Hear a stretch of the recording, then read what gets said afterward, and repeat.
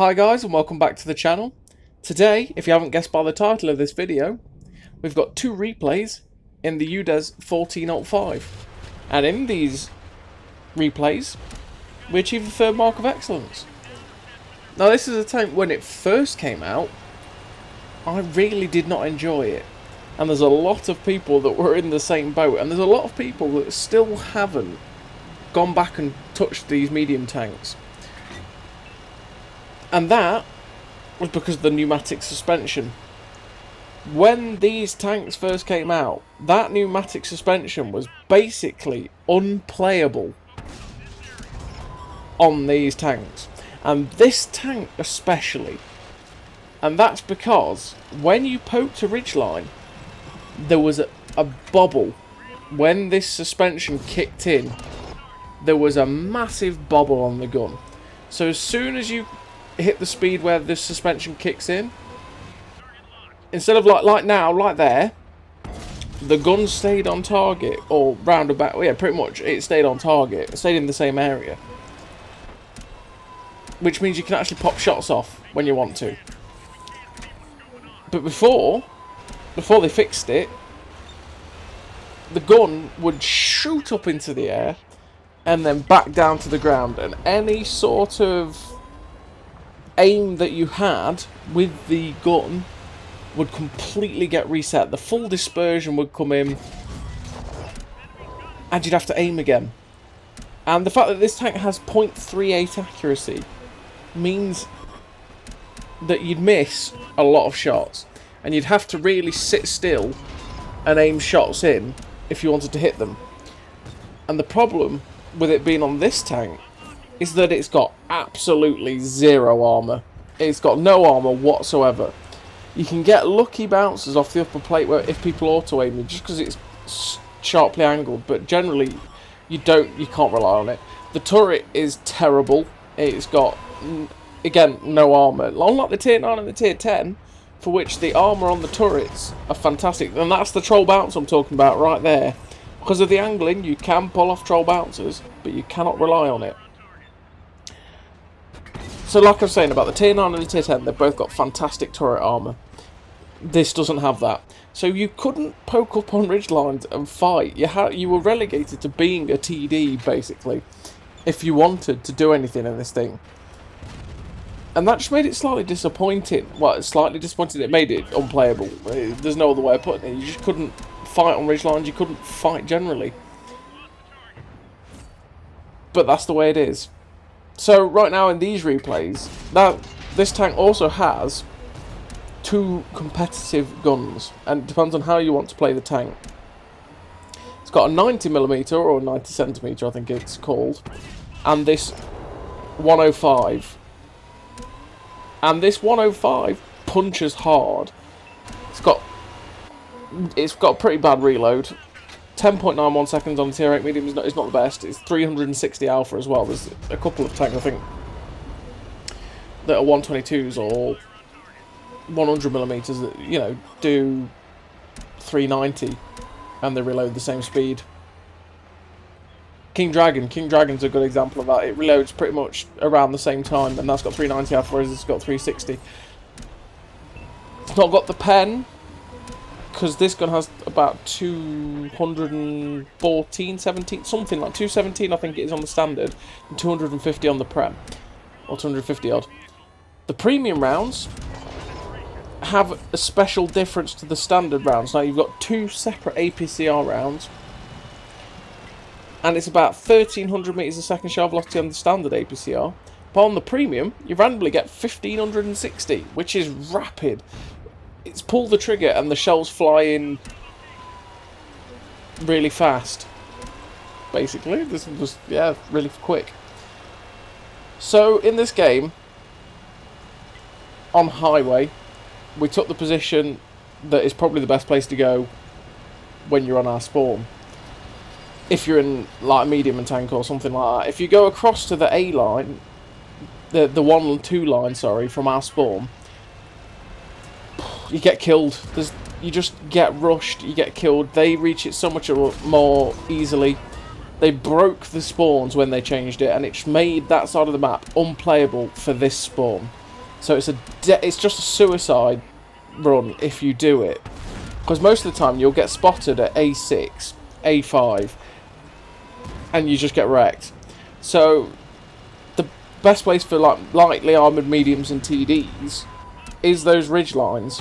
And hopefully your light tanks do a bit of spotting. You can spot things that crossing into the town or crossing into the valleys when they push. And we managed to farm a little bit of damage. But right here, there was this heavy tank, and he was all alone against 2 or 3 tanks. And that's when I decided, wait, it's this E75, and that's when I decided, it's a VKB, sorry, not even an E75. I decided I've got to help him. I've got to help get rid of this threat in the town. I'm not getting much done myself. And I want to put my gun to use and throw my 360 Alpha weight about. And that's why I like using this gun. While the other gun has better accuracy and way better DPM, this gun just punches. And obviously my tendency is dirt guns or big alpha. I'm always a fan of bigger alpha. If I can have bigger alpha, I will throw it in. And that's the way I basically go for it on this tank. So you can see from the sniping, from the little push into the town. When we push into the town, we ended about 2k damage, and we've managed to push that up to 3.6 now. The mobility of this tank is nice. You can get into position quite nicely. If you don't drive like an idiot like I am in this town, crashing into everything, you'll do alright. And it is a tank with, you know, because of 360 Alpha, you can throw your weight about a bit. You've got to rely on the gun sometimes, and the gun accuracy at being at 0.38 isn't the best, but it's not the worst. Could be 100 times worse. So we get spotted here, and it's definitely a light tank somewhere, and that turtle is scary because it could hit us for 200, or he could pen us in the side, or the front, or the back, or in the turret, because we have no armour. We are easy hit points for him. And we spot the artillery. Well, we don't spot the artilleries, but the artilleries get spotted. We can't pass up the opportunity to do God's work, can we? So we pop a shot into the GW Tiger Pig, get 360 Alpha from it. The other GW Tiger's spotted up, light tank, medium tank left, and we want to try and push more damage. We're at 3.9k, 984. I don't know what percentage-wise I was at this point. I don't know what I was at. We'll find out after the results to see where it put me. But this was one of the good games. I did have another one that was okay, but for some reason it just wouldn't render or took forever, so I gave up on that one and went with this one, which was a bit earlier in the procession of damage marks, basically. The other game I had was a 3.6k, 2k spotting. And it was a good game, and I think that put me up to about 93.6, which then sets up the next game. Next game you're going to see.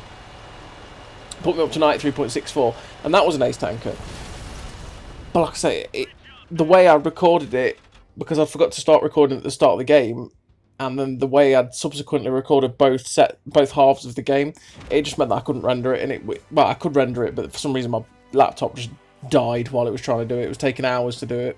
So I went with this game, which was a thoroughly solid game with Lee, Swindle and Goodcat. It was earlier on in the chance. And here we are. Rose 9. We've got some good matchmaking, and we're going to make the most of it. We're going to put our gun into the best places to shoot people. Like I said, with the armour, well, with this thing having no armour, but a punchy gun, you want to play that second line brawler. That doesn't quite work.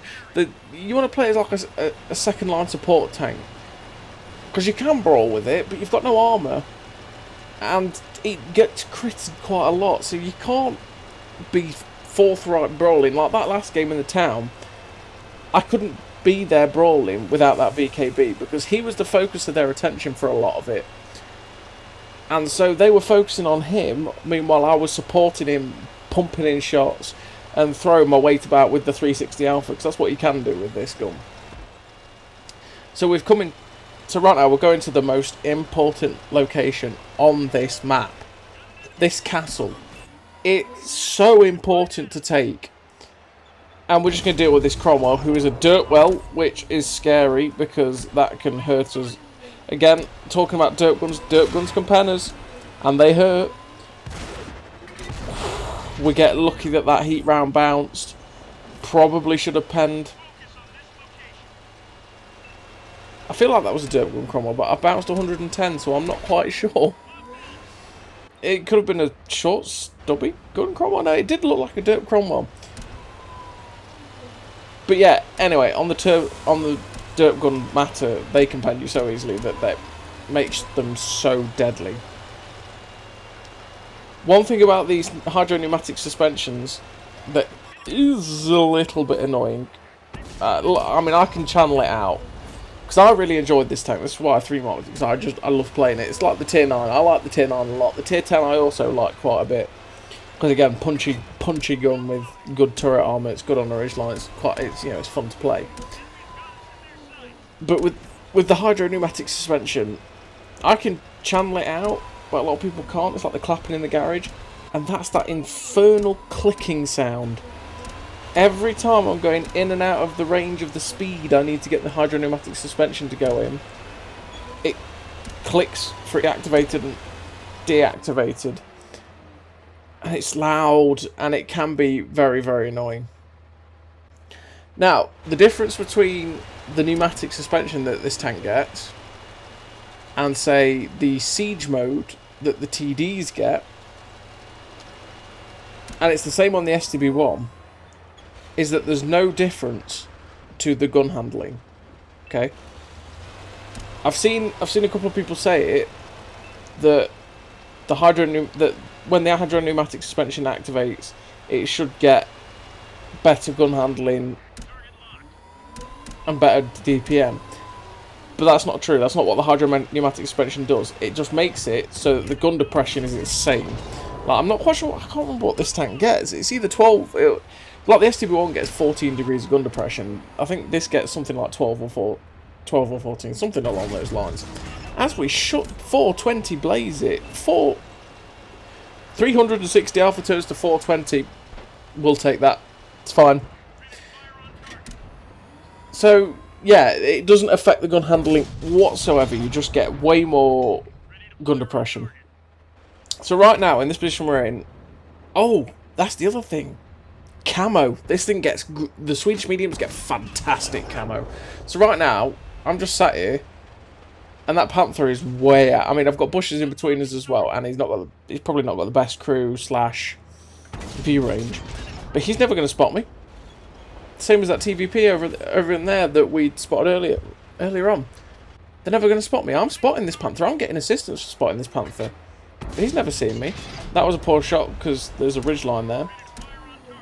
And I'm now, like right there, I wish I hadn't fired at that Panther because that TVP was just sat in the open. And you're seeing the gun handling a little bit as well because we are taking slim to nothing shots and they're missing. So the gun handling lets you down a little bit. Right there, we hit the TVP and the only place we can't pen it, the gun. Sadly. We are in the same place right now, and that's because we're just getting... What's the point of moving up if you're getting shots? If you've got good shots at people, you want to stay and shoot them. No other way of putting it. We got a load of spotting on that TVP and on that Panther, so we ended up with 1600 spotting, which is nice. We're up to 2.5k damage. We're well over what we need to 3-mark this tank. Well over. We're at, what, 4k combined? I think the average to 3-mark this is 2.7. And we're only pushing that even higher. We're still quite healthy. We've got this stirrer mill now to farm, because that's what stirrer mills are good for. Just there to donate their hit points. And hopefully we'll shut it down. And we do. Then we've got the arty spotted, which is going to hurt us. And then we get shot by the Earthshaker from over the distance. And we lose our ammo rack. I didn't realise that Earthshaker was going to be able to shoot me. Especially when he's got a TD and a heavy tank over nearby. And right now I don't know why I'm not repairing my ammo rack. I've still got my repair kit. I'm trying to get shut down the artillery. Yeah, I don't know why I haven't repaired my ammo rack right now. I've still got a repair kit. This is something I'm noticing right now. I should have repaired it ages ago. So we're up to 3.4k spotting, 3.4k damage and 2k spotting, and we're very wary now, because that Earthquake Shaker did shoot us in the ass, and he kills the T29 now, and he's got a TD over with him. Last time I saw that Earthshaker, he had like no health, so I was expecting him to die. And I'm not sure why I haven't repaired my ammo rack, and that's pretty much what screws me over in the end. I've completely dum-dummed it. I'm now re-watching this and seeing this going, repair your ammo rack, man. Repair it. What are you doing? Repair your ammo rack. So we pop a shot into this AMX M445, the tier 7. And imagine, this is where we're going to use a bit of the handbrake and keep swiveling round. But imagine if I had my ammo rack right now. Dum Dum needs to repair it, but apparently I'm not going to do that. So we've shot him again, and he finally shuts me down. I can't believe I didn't repair that. But anyway, that was the end of the game for me. I don't know why I didn't repair that ammo rack. That cost me in the long run. You just make mistakes. That's the way it is. I didn't even realise it. I've just watched it back and I'm just seeing it now. It's a very annoying thing that happened. But yeah, that was the end of the game for me. We ended up with 4.5k damage, 2k assisted, high caliber, ace tanker, and the third mark of excellence. And like I said, we were at 93.64 before this, so this is a whole 1.5% jump. It is 6.5k combined for a tier 8, which is very good, to be fair, for a tier 8, especially when you're trying to get a mark. So it was quite a big jump, and I was kind of a bit shocked at the end to see that, and it was nice. But like I say, I really enjoy this tank. I like the gun, I like the punchiness of it, I like the APCR types, I like the faster premium rounds. It's always good. But that's another 3 mark done. And as always, everybody, thank you very much for watching. I'll see you next time.